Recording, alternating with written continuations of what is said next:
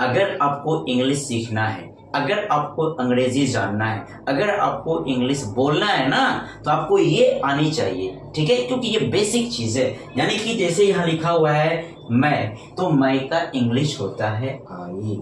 क्या होता है?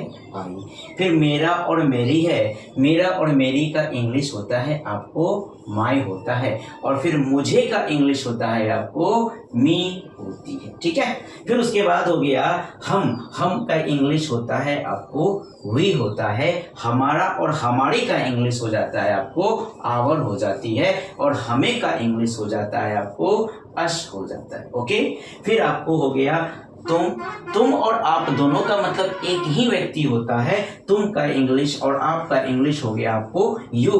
तुम्हारा और आपका इसका इंग्लिश हो गया आपको यहाँ पे योर हो जाएगा।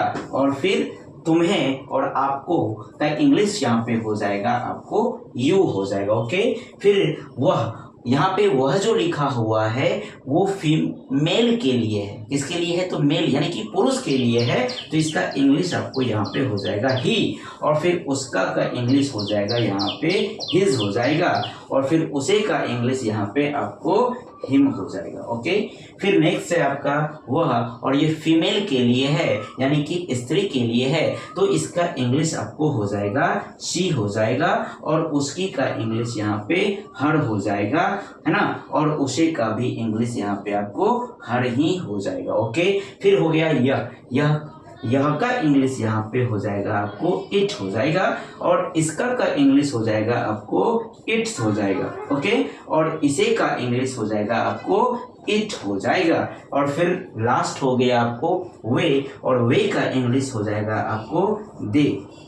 और फिर उनका का इंग्लिश हो जाएगा आपको डियर हो जाएगा THEIR। और फिर उन्हें का इंग्लिश हो जाएगा आपको देम हो जाएगा।